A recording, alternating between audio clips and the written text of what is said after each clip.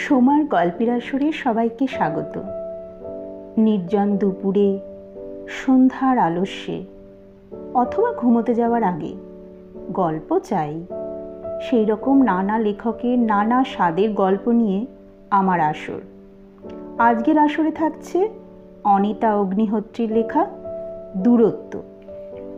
অনিতা অগ্নিহোত্রীর জন্ম 1956 সালের 24শে সেপ্টেম্বর।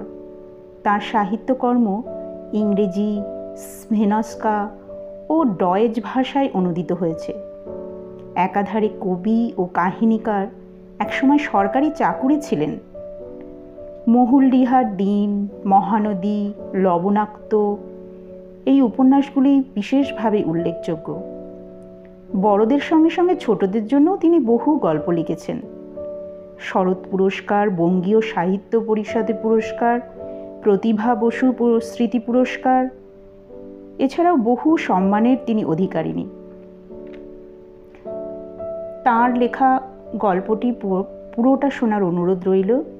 ভালো লাগলে সাবস্ক্রাইব এবং লাইক শেয়ার করে দিও। শুরু করছি। দূরত্ব। ভিনদেশি শাশুড়ি এবং এক বাঙালি বৌমার তাদের সম্পর্কের গল্প এই দূরত্ব। কিভাবে তাদের সংস্কৃতির অনেক ফারাক এবং দূরত্ব থাকা সত্ত্বেও মাতৃত্বের বন্ধনে কোথায় যেন তারা এক হয়ে গেছেন, সেই নিয়েই আজকের গল্প। সুরাত ভুসাওল প্যাসেঞ্জার স্টেশন ছেড়ে যাওয়ার সময় আকাশে ধোঁয়ার কিছু এলোমেলো জটা রেখে যায়, আর ঠিক তখনই আকাশে সূর্যাস্তের রং ছড়ায়। মাঠের শেষে গাঢ় কমলার উপর লালচে কমলা, তার উপর ফিকে নীল শরতের সূর্য নানা রঙের খেলা দেখায় রোজ। তার বিন্যাস বদলায় রোজ। এই সময়টা তিস্যার খুব মন কেমন করে, যেন বিরাট এক পৃথিবীতে তাকে একা রেখে সবাই চলে গিয়েছে। আসলে কেউ তো কোথাও যায়নি। ওই তো ভিতরের ঘরে লোহার শিকে লাগানো দশাশই আম কাঠের তক্তা, যার পোশাকি নাম ঝুলা। তার উপর বসে বসুন্ধরা আত্রে নিশ্চিন্তভাবে খবরের কাগজ পড়ছেন, সকালের মারাঠি কাগজ। পা দুটি মাটিতে ঠেকেছে, মাঝে মাঝে শিক ধরে ঝুলাটা নাড়িয়ে নিচ্ছেন। উনি থাকতে কে বলবে বাড়ি খালি, অথচ বুকের মধ্যে এত ফাঁকা কেন লাগে? বুম তার দাদুর সাইকেল রডে বসে স্টেশনে গিয়েছে, রোজ যায়। বসুন্ধরা ওকে লম্বা টিন থেকে পাউডার বের করে কমলা রঙের পাফ দিয়ে মাখিয়ে দেন, চুল আঁচড়ে কাঁচা জামা পরিয়ে দেন। তারপর দাদু মহেশ্বর রাত্রে সাইকেলটা বাইরে এনে টিং টিং বেল বাজাতেই 1.5 বছরের ছেলে ছটফটিয়ে ওঠে, বেড়াতে যাবে। 10-12 মিনিটের রাস্তা ট্রেন স্টেশন, সোজা পথে নয়, গলি দিয়ে শর্টকাট করে। মহেশ্বর সাইকেল চালান না, নাতিকে বসিয়ে হাঁটিয়ে যান। বুম রড থেকে পড়ে যায় যদি। তিস্যা এসব কিছু বলেনি, হয়তো ওর চোখে মুখে ফুটে ওঠা আতঙ্ক দেখে বসুন্ধরা বুঝতে পেরেছিলেন। স্বামীকে ডেকে বলে দিয়েছিলেন, সাইকেলটা হাঁটিয়েই নিয়ে যেও। বুমেরও সাইকেল চড়া হবে, তোমারও বিকেলে বেড়ানো হয়ে যাবে। বুম কেন রোজ রোজ যাবে? ও কি জানে না চোখের আড়াল হলেই তিস্যার বুকের ভিতর থেকে কান্না উঠে আসে, যেমন দূর মাঠ থেকে ছুটে আসে ধুলোর ঘূর্ণি। মহেশ্বর বলেন, স্টেশনে যেতে খুব ভালোবাসে বুম। হকারদের দৌড়, হাঁক ডাক, প্যাসেঞ্জারদের নামা ওঠা সব চেয়ে চেয়ে দেখে। গ্রামের স্টেশনটা ছোটই, কেবল প্যাসেঞ্জার ট্রেনগুলোই থামে এখানে। এক্সপ্রেস ট্রেন চলে যায় সোজা জলগাঁও। সকালে একটা, দুপুরে আর সন্ধেই এই সুরাত ভুসাওয়াল প্যাসেঞ্জার। সকালে দুপুরে বেরোনোর ঠিক জুত হয় না, তাই সন্ধেবেলা। এখানে ভোর দেরিতে হয়, সূর্যও অস্ত যায় দেরিতে। কলকাতায় এই সময় অন্ধকার ঘনিয়ে এসেছে। তিস্যা আনমনে ঘর বার করতে থাকে, পা ফেলতে হয় সাবধানে। 100 বছরের পুরনো বাড়ির মেঝে বাঁধানো বড় বড় পাথরে। এদেশে বলে ফার্সি পাথর। পাথরগুলো অসমান, জোরের জায়গায় ফাঁক বা উঁচু নিচু। স্থানীয় মিস্ত্রির কাজে তেমন পারিপট্য নেই। ঘরগুলি ছোট, প্রত্যেকটার আছে চৌকাঠ।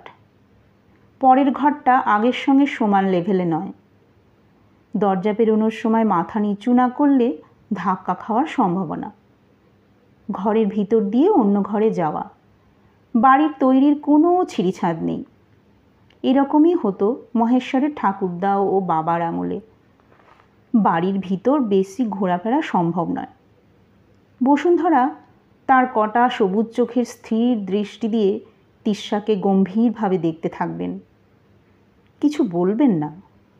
বাইরের ছোট বারান্দা পেরিয়ে তিস্যা পায়ে চটি পরে রাস্তায় যায়। কাঁচা পথ, কবে খোয়া ফেলা হয়েছিল, এখন তা খুঁজে পাওয়া মুশকিল। পথটা বেঁকে গলি হয়ে গিয়েছে ডান দিকে ঘুরে। গলির দুদিকে খোলা নর্দমার গায়ে লেগে যে বাড়িগুলো এখনও দাঁড়িয়ে আছে, তাদের অঙ্গে পলাস্তারার আবরণ নেই। ইটের যে কঙ্কাল দৃশ্যমান, তা আজ থেকে কয়েকশো বছরের পুরনো পোড়া ইট। মহেশ্বর বলেছেন তিস্যাকে, শিবাজির হাতে প্রতিহত হওয়ার পর ঔরঙ্গজেব এই পথ দিয়ে দাক্ষিণাত্য গিয়েছিলেন।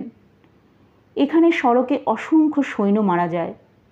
ধরনগাঁও এখনও একটা বড়সড় গ্রাম। তালুক সদর নয়, কোনো ব্লকেরও সদর নয়। মিউনিসিপ্যালিটি আছে। 30 বছর আগেও কলের জল ছিল না। গ্রামের প্রান্তে কয়েকটা বড়সড় কুয়ো থেকে জল তুলে আনতে হতো। অথচ সপ্তদশ শতকে ধরনগাঁও পশ্চিম ভারতের বড় বড় ব্যবসার কেন্দ্র। মুঘল যখন ভারতে আসে, সেই 1600 সালেই জিরিফাপ আর ভিরান বলে কাপড়ের উৎপাদনে নাম ডাক ছিল ধরনগাঁওয়ের। ব্রিটিশ কোম্পানি এখানে একটা কারখানাও বসিয়েছিল। কিন্তু পশ্চিম মহারাষ্ট্রের সেনানায়ক শিবাজির হাতে বারবার লুণ্ঠিত হয়েছে ধরনগাঁও। পরে সম্ভাজিও লুণ্ঠন করেছেন। খানদেশ অঞ্চলের এই জমজমাট ব্যবসা কেন্দ্রকে পরদেশ মনে করতেন কি শিবাজি? ঔরঙ্গজেবের পুরনো দরগা এখনও আছে গ্রামের প্রান্তে, আর আছে জেনারেল উট্রামের ভগ্নপ্রায় বাড়ি। উত্তর পূর্ব ব্যাটালিয়নের সদর দপ্তর ছিল ধরনগাঁও। মারাঠা রাজারা ভিলদের দমন করে শান্তি আনতে চেয়েছিলেন। দমন মানে হত্যা ও আক্রমণ। জেনারেল উট্রাম ভিলদের নিয়ে তৈরি করেছিলেন সেনাবাহিনী। ভিল দলপতি খাজা নাইকের সমাধি আছে স্টেশনের কাছে কোথাও। মহেশ্বর দূর থেকে জায়গাটা দেখিয়েছিলেন। ঔরঙ্গজেবের আমলে তৈরি দরগা ছাড়াও পাতালেশ্বর শিবের মন্দির আছে কাছাকাছি, তাও 300 বছরের পুরনো। বুমের নাম এখানে অচিন্ত। বুম বলে কেউ ডাকে না তাকে। বুম আবার কোনো নাম নাকি? মুখে না বললেও বসুন্ধরা আর মহেশ্বর আত্রে এই রকমই মনে করেন। নিজের মতো করে নাম দিয়ে রেখেছেন একখানা। যদিও তিস্যার নিশ্চিন্তে বুমের যে ভালো নাম, সে দিয়েছে অরণ্য। সেটাই উঠবে স্কুলের খাতায়। মুখে তর্ক না জুড়লেও কয়েকটা ব্যাপারে 1 ইঞ্চিও জমি ছাড়তে রাজি নয় তিস্যা। অচিন্তকে আমার কাছে রেখে তুমি তো ঘুরে দেখতে পারো আশপাশের জায়গাগুলো, বসুন্ধরা বলেছেন। না, তা পারবে না তিস্যা। বুমকে ছেড়ে সে কোথাও যাবে না। সামনের বাড়িতে থাকে মহেশ্বরের খুড়তুতো ভাইয়ের পরিবার।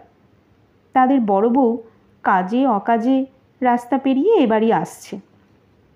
কখনো একটু চিনি চাইলো, কিংবা একটু ঘি। বদলে আবার ওই বাটিতেই নিয়ে এলো একটু রান্না তরকারি। বড় পরিবার, অবস্থা ভালো নয়। যদিও ফর্সি পাথরের দোকান আছে স্টেশনের কাছে বাজারে। ধুঁদুল, লাউ, ঝিঙে এইসব তরকারি রান্না হয় ওদের বাড়িতে। নিরামিষ বাড়ি। তাও কোনো দিন ফুলকপি অথবা আলু কড়াইশুঁটি চোখে পড়ল না তিস্যার। ওরকম ঘরে যদি বিয়ে হতো তিস্যার, আর এসে থাকতে হতো মাঝে মধ্যে, তাহলেই তো বেজেছিল 12টা।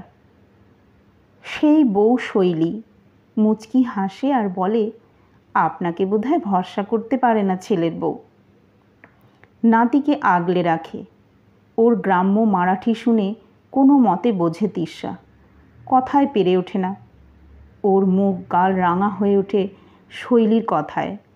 বসুন্ধরা বলেন, তা নয়, কাছে কাছে রাখা অভ্যেস তো।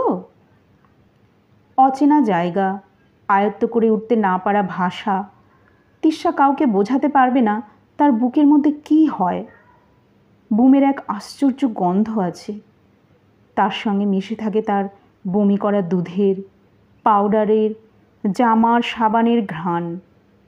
চোখের আড়াল হলেই এই গন্ধের পর্দাটা উড়ে চলে যায়, আর তিস্যার মনে উথাল পাথাল চলতে থাকে। বুমই যেন তার অস্তিত্ব। সে অন্য কারো কোলে চললেই তিস্যার হাত পা ঠান্ডা হয়ে যায়। সে তলিয়ে যেতে থাকে কোনো অতল অমৃত্যহীনতার মধ্যে। তবু তো একদিন সে মহেশ্বরের সঙ্গেই বেরোয় বুমকে নিয়ে। কিছুটা হাঁটার পর ছেলে কোলে চাপার বায়না করতে থাকে। ওকে নিয়ে খোয়া পাথর বেরোনো রাস্তায় হাঁটা মুশকিল, তার উপর ভারী শিশু কোল থেকে খসে আসতে থাকে। মহেশ্বর তখন ওকে সাইকেলের রডে বসিয়ে নেন, তিস্যার পাশে পাশে হাঁটতে থাকেন। স্টেশন থেকে ফিরতে ওদের দেরি হচ্ছে আজ। কেন? মাঝে মাঝে বাজার ঘুরেও আসেন মহেশ্বর, তবে বুমকে নিয়ে যাওয়া বাজারের ভিতর। ওখানে তরকারির পাতা, বাতিল সবজি চিপতে আসা দুটো দুর্দান্ত ষাঁড় ছোট বাচ্চাকে দেখলে তাদের গুঁড়িয়ে দেওয়ার সম্ভাবনা যথেষ্ট। মন উতলা হয় তিস্যার। সে বেরিয়ে পড়ে। বসুন্ধরা খবর কাগজ থেকে মুখ তুলে বলেন, আরে কোথায় যাচ্ছ তিস্যা? এখানে বৌমা টৌমা বলার রেওয়াজ নেই, মাথায় আধ ঘোমটাও মানা। মোগলদের ঠেকিয়ে রেখেছিল মহারাষ্ট্র, তাই আজও এক স্বাধীন অস্তিত্বের অহংকার। উঁচুতলার সমাজ তাই মেয়েদেরও কিছুটা ভাগ দিতে চায় সে আকাঙ্ক্ষার। কাছা দিয়ে শাড়ি পরে তুলো বা আখের খেতে যে মেয়েরা কাজ করে তারা ঘোমটা দেয়, কারণ পুরুষদের শাসন তাদের রক্তে মজ্জায়। ব্রাহ্মণ বধূ মাথা ঢাকে না, ঢাকলে পেশোয়ারদের প্রতি অসম্মান দেখানো হয়, স্বীকার করে নেওয়া হয় মোগল আগ্রাসনের সুদূর ছায়াকে। কাজেই শাড়ির আঁচল কোমরে গুঁজে চপ্পল পায়ে গলিয়ে তিস্যা চলল ছেলের খোঁজে। গলি পেরিয়ে, বাজারের রাস্তা পেরিয়ে স্টেশনের দিকে এগোতেই বেশ, এই তো নাতি শান্তশিষ্ট বসে আর দাদু হেসে গল্প করছেন বন্ধু দত্তাত্রেয়ের সঙ্গে। ছোটবেলায় একই পাঠশালায় পড়েছেন, বন্ধুত্ব অটুট। যদিও দত্তার খবর সব চাষবাস সংক্রান্ত, বেগুন খেতে পোকা, অড়হর ডালের উঠতি দর, গরুর খাবারে ভেজাল ইত্যাদি। দর্শনের ডক্টরেট প্রাক্তন অধ্যাপক মহেশ্বরের এসব আলাপ বেশ উপভোগ্যই মনে হয়। তিস্যা হাত বাড়িয়ে বুমকে কোলে নিতে গেলে বুম যেন ওকে চিনতেই পারেনি, এইভাবে মুখটা দাদুর দিকে তুলে কাঁদার ভান করল। আর তখনই মহেশ্বর গল্প থামিয়ে, ইস কি হলো তিস্যা, ওকে কাঁদাবে না, দেখছো না ও তোমার কাছে যেতে চাইছে না, বাচ্চাকে কাঁদানো ভালো নয় ইত্যাদি বলতে থাকলেন। বুমকে একটু ভোলাতেই মহেশ্বর ওকে কোলে তুলে নেন। ছেলে শান্ত হয় আর চোখ ফেটে জল আসে তিস্যার। বুম কি ভুলে যাচ্ছে তিস্যাকে, ওর মাকে? হতেই পারে সারাদিন এক অচেনা আধা চেনা মানুষের যাওয়া আসা বাড়িতে ওর ভয় ডর কেটে গিয়েছে। কলকাতায় অচেনা কেউ এলেই বুম আগে ঝাঁপিয়ে পড়ে তিস্যার বুকে মুখ গুঁজত। এখানে বুম কেমন যেন জেদি, একগুঁয়ে হয়ে গিয়েছে। গায়ে মাথার চুলেও একটা ধুলোট গুমোট গন্ধ। এখানকার কালো মাটি লেগে পায়ের তলা কালো কুটকুটে। চোখে টলমলানো জল নিয়েই তিস্যা সাইকেলের পাশে পাশে হেঁটে বাড়ি ফেরে। দত্তা এর মধ্যে সাইকেলের বাস্কেটে কিছু সজনে ডাঁটা, ধনে পাতা ও একটা লম্বাটে লাউ রেখে দিয়েছে। এসব ওর খিড়কি বাগানের সবজি। সার কীটনাশক পড়ে না, বাজারে এ জিনিস পাওয়া যাবে না। দত্তা নিশ্চিত, তাই ছোটবেলার বন্ধুকে দেখলে কিছু না কিছু দেবেই নিজের হাতথলি থেকে বের করে। ওরা বাড়ি ফিরে আসে সন্ধ্যের নীলচে বেগুনি অন্ধকার পেরিয়ে। গলির আলোগুলি টিমটিম করে জ্বলছে। বড় শহরের মতো এখানে হ্যালোজেন বাতি নেই, তা নিয়ে কেউ মাথা ঘামায় না। বুম সন্ধেবেলা খাবে পাতলা খিচুড়ি, চাল ডাল মেশানো, তার সঙ্গে বাড়ির সর থেকে তৈরি ঘি। এখানে মাছ ডিম কিছুই দেওয়া যাবে না বুমকে, তাতে ছেলের বিশেষ কোনো আপত্তি নেই, খিদের মুখে খেতে পেলেই তার হলো। কিন্তু তিস্যার মনে হতে থাকে ওর প্রোটিন কম হচ্ছে, কি জানি শরীরে কোনো ক্ষতি হচ্ছে কি না। ভাগ্যিস মনে মনে বলা কথা শোনা যায় না, না হলে মহেশ্বর বসুন্ধরা নিশ্চয়ই অবাক এবং আহত হতেন। বিবেকের জন্য আজ এই দুর্দশা তিস্যার। ওর বর বিবেক বসে আছে আমেরিকায়, সেখানে হার্ভার্ড বিশ্ববিদ্যালয়ে মাস্টার্স করতে তাকে পাঠিয়েছে সরকার। বুমকে নিয়ে এত লম্বা জার্নি করা যাবে না, তাছাড়া সামনে শীত, তাই তিস্যা অফিসে স্টাডি লিভ নিয়ে চলে এসেছে কলকাতায়, বুমকে নিয়ে নিজের ফ্ল্যাটে। দিল্লির বাসা আপাতত বন্ধ, ওখানে মানে বিদেশে বিবেক একা। মহারাষ্ট্রের এই গ্রামে মহেশ্বর আর বসুন্ধরা একাই, কলকাতায় বুম আর তিস্যা। একাকিত্বের ভার পারস্পরিক সাহচর্যে লাঘব করা যায় যদি, তাই ভেবেই বিবেক বলেছিল, যাও না কিছুদিন বাবা মায়ের কাছে গ্রামে কাটিয়ে এসো, এখানেও এক লম্বা পাড়ি। বোম্বে মেল তাকে নামিয়ে দিয়ে গিয়েছে জলগাঁওয়ে জেলা সদরের স্টেশনে। সেখান থেকে মহেশ্বরের সঙ্গে ভাড়া জিপে বসে বুমকে নিয়ে 2 ঘন্টার পথ পাড়ি দেওয়া। এই কালো মাটির দেশ, তুলো হয় এখানে প্রচুর, সবুজ রঙা এক নিরেশ কলা আর আখ। আশ্বিনের দুপুর হলেও দুপাশ থেকে গরম হাওয়া এসে লুটোপুটি খায়। আর্দ্রতাহীন উত্তাপ ওদের অনভ্যস্ত শরীরকে জ্বালিয়ে পুড়িয়ে দেয়। ক্ষুধার্ত ক্লান্ত বুম কাঁদতে থাকে। মহেশ্বরের ঠাকুরদার বাড়ি খুব পুরনো, মাটির ছাদ ভেঙে পড়ে পাথর বসিয়েছিলেন মহেশ্বরের বাবা। দেওয়ালে পুরনো চুনসুরকির গাঁথনি, গরমের দিনেও ঠান্ডা থাকে ঘর। নিচু নিচু ছাদ, পাথরের মেঝে, চৌকাঠ আছে সব ঘরে। উম্বরঠা একে বলে। ঘরের পিছন দিকে একটা পাতকুয়ো, তার দেওয়ালে আংটা লাগানো। কুয়ো সাফাইওয়ালাদের নামতে হয়, কখনো ঘটি বালতি দড়ি ছিঁড়ে পড়ে গেলেও তুলতে হয়। বিড়াল আছে কয়েকটা, তারা কোনো বাড়ির নয়, তবে সব বাড়িতেই রুটি দুধে মুখ দিয়ে বেড়ায়। এবং এইভাবে পথ পেরোতে গিয়ে মাঝে মধ্যে কুয়োর মধ্যে ছপাং। বিড়াল মরা শুভ নয়, তবে বসুন্ধরা শুভ অশুভের চেয়েও জলের গুণমানে বিশ্বাসী। কাজে বিড়াল পড়লেও কুয়ো সাফাইওয়ালাদের ডাকতে হয়। তারা এসে ঠক ঠক করে কাঁপতে থাকা ভিজে জাব বিড়ালকে তুলে আনে বিপজ্জনক কিছু ঘটার আগেই। তিস্যার কুয়ো দেখে ভয়, বিড়ালেও ভয়। বিয়ের সময় এসব সে দেখেই গিয়েছে, কিন্তু এখন বুমের জন্য সব ভয় যেন 10 গুণ বেড়ে গিয়েছে। সাংস্কৃতিক প্রভেদ একটা খুব বড় অন্তরায়, গম্ভীরভাবে বলেছিলেন বসুন্ধরার ছোট ভাই অভয়। বাঙালি আর মহারাষ্ট্রীয়, দেশের 2 প্রান্তের এই 2 গোষ্ঠীর মধ্যে অনেক মিল। সঙ্গীতপ্রিয়তা, নাটক আর বই নিয়ে উত্তেজনা, শাস্ত্রীয় সঙ্গীত পারঙ্গম হওয়ার চেষ্টা, কিন্তু বেশ বড়সড় তফাতও আছে। প্রথমটা হলো নিরামিষ আমিষ দ্বন্দ্ব, অন্যটা শৃঙ্খলাবোধ। বাংলার মাটি সজল, প্রচুর ধান হয় অল্প পরিশ্রমে। আমাদের কালো মাটি, বর্ষণের স্বল্পতা, ফসল ফলাতেও পরিশ্রম, তার উপর মোগলদের সঙ্গে যুদ্ধের অভিঘাত, মারাঠাদের নিজস্ব যুদ্ধ অভিযান আমাদের করেছে অনেকটাই মজবুত, দৃঢ় আর বাস্তববাদী। সেই তুলনায় বিবেকের হো হো হাসিতে বিরক্ত হয়ে থেমে গিয়েছিলেন অভয়। ও বলেছিল, এসব নিয়ে মাথা ঘামিয়ে কোনো লাভ নেই মামা, সাংস্কৃতিক দূরত্ব যখন সামনে আসবে তখন দেখা যাবে। মহেশ্বর বসুন্ধরা নাকি কিছু বলেননি। বিবেকই এই আলোচনা পরে শুনিয়েছিল তিস্যাকে। তিস্যার তো বেশ মনে হচ্ছে জাজ্জল্যমান বিভেদ দৃশ্যমান হচ্ছে তার এ বাড়িতে থাকার এক পদে। সে বীরাঙ্গনা নয় বসুন্ধরার মতো, তার কুয়োতে ভয়, বিড়ালে ভয়।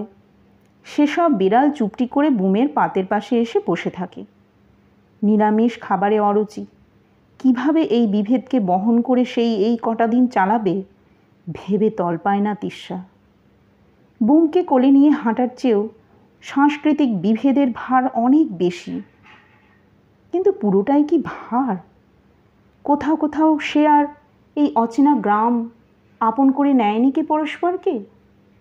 সূর্যাস্তের সময় চিন্তামন গণেশের মন্দিরে নারকেল ফাটিয়ে তার টুকরো প্রসাদ মিছরির সঙ্গে খেয়ে চাতালে পা দুলিয়ে সে দেখেছে আদি অন্ত বাজরার ক্ষেত আর সেই প্যাসেঞ্জার ট্রেনের ধোঁয়া। বয়স হলেও মহেশ্বরের হাতে জোর আছে। নারকেল আস্ত একটা দিব্যি ফাটাতে পারেন। বাজারে সবজি কিনতে তিস্সা একা গিয়েছে কতবার। সবজি মাসিরা কাজ ঘেঁষে এসে তার হাতের বালার ডিজাইন দেখে আর বলা বলি করে, এ সোনা এখানকার মতো নয়, হালকা হলুদ, কলকাতার সোনা 22 ক্যারেট। তা কি জানে ওরা? ধনেপাতা, পালং শাক, মেথি শাক কী কিনতে হবে সব গুলিয়ে ফেলে তিস্সা যখন ভাবতে থাকে, ওরা খিলখিলিয়ে হাসে আর সব রকম একটু একটু করে ওর থলেতে দিয়ে দেয়। শৈলের শাশুড়ি মাঝে মাঝে দুপুরে খাওয়ার পর ওকে ডেকে নিয়ে যান ধরে। খসখসে বাসন মাজা হাত যেন মায়া ভরে জড়িয়ে থাকে তিস্সার মুঠি। স্বামীর নির্মম ঔদাসীন্য, ছেলের তিরস্কার, শৈলীর মুখ নাড়া, এসব বলতে বলতে বৃদ্ধার গাল ভেসে যায় জলে। সে জল নিজের আঙুল দিয়ে মোছায়নি কি তিস্সা? কত বড় এই বিভেদের পারাপার। কলকাতা ফেরার ট্রেন সন্ধেবেলা। আবার সেই জলগাঁও জংশনে আসা। ছোট গ্রামের গলিতে অতটা বোঝা না গেলেও জলগাঁও শহরে থমথমে মেজাজ। এখানে সেখানে পুলিশ, সাইরেন বাজিয়ে কর্মকর্তাদের যাওয়া আসা, দম বন্ধ করা উত্তেজনা। আততায়ীর গুলিতেরে গুরুতর আহত ইন্দিরা গান্ধী মৃত্যুর সঙ্গে লড়ছেন হাসপাতালে। বসুন্ধরার মুখ থমথমে। জিপে আস্তে আস্তে কেবল একবার বললেন, শক্ত মানুষ, মনে হয় বেঁচে যাবেন এবার। মহেশ্বর দৃশ্যতই উদ্বিগ্ন। উনি ভাবছেন ট্রেনে অতটা পথ একা যাবে তিস্সা আর ওদের অচিন্ত। ট্রেন স্টেশনে এলো যখন, অন্য দিনের মতো হকারদের হাঁকাহাঁকি ব্যস্ততা নেই। যাত্রীরাও যেন কিছুটা যান্ত্রিক। 3 টায়ার কামরায় আগে কুলি সুটকেস তুলে দেবে, তারপর তিস্সা। একদম শেষে বুমকে দেওয়া হবে ওর কোলে, যাতে বাচ্চার গায়ে কোনো ধাক্কা না লাগে। একটু ঝুঁকে সাবধানে বুমকে তুলে নিতে যাচ্ছিল তিস্সা। মহেশ্বর বললেন, না, আমি ওকে নিয়ে ভিতরে যাচ্ছি, তুমি চলো। বুম খুব সহজে চলে এলো তিস্সার বুকে, যেন চিরকাল এখানেই ছিল। মহেশ্বর মৃদু গলায় বললেন, ইন্দিরা গান্ধী মারা গিয়েছেন। তিস্সার মুখ দিয়ে কোনো কথা বেরোলো না। কোনো ভয় নেই, তবু সতর্ক থেকো। প্রাক্তন অধ্যাপক একটি প্রগাঢ় হাত রাখলেন ওর মাথায়। পৌঁছে একটা ট্রাঙ্কল করো, এখানে ওষুধের দোকানে চিঠি দিও। বসুন্ধরা অন্যদিকে তাকিয়ে আছেন, যেন তিস্সা বা বুম নয়, ট্রেনের শেষের কামরাটাই ওর কাছে দর্শনীয়। মহারাষ্ট্রের কোঙ্কণ এলাকার সবুজ চোখের এই মহিলাকে কেউ নাকি কাঁদতে দেখেনি, বিবেকই বলেছিল। ট্রেন ছাড়বে। মহেশ্বর নেমে গিয়েছেন। বসুন্ধরার ফেরানো মুখকে নিজের দিকে কিভাবে করা যায়, কিভাবে বিদায় নেওয়া যায়। তিস্সা ডেকে উঠল, মাম্মি। বসুন্ধরা মুখ ফেরালেন। তার গালে চোখের জলের বহতা দানা দেখতে পেল তিস্সা। ট্রেনটা নড়ে উঠল তখনই। আর বুম তিস্সার গলা জড়িয়ে ধরে ডাকল, মা। দূরে চলে যাচ্ছে স্টেশন। প্ল্যাটফর্ম তার জমাট রক্তের মতো মৌন। সাংস্কৃতিক দূরত্বের বরফের এক পাহাড় গলে যাচ্ছে বিকেলের রোদে তিস্সার বুকের ভিতর। আজকের গল্পটি তোমাদের কেমন লাগলো কমেন্ট করে জানাবে। এই রকম নানা স্বাদের আরও গল্প শুনতে চ্যানেলটা সাবস্ক্রাইব করে দিও অবশ্যই। আজ তাহলে এই পর্যন্তই। আরও অনেক গল্প নিয়ে হাজির হব পরের পর্বগুলিতে। বিদায়।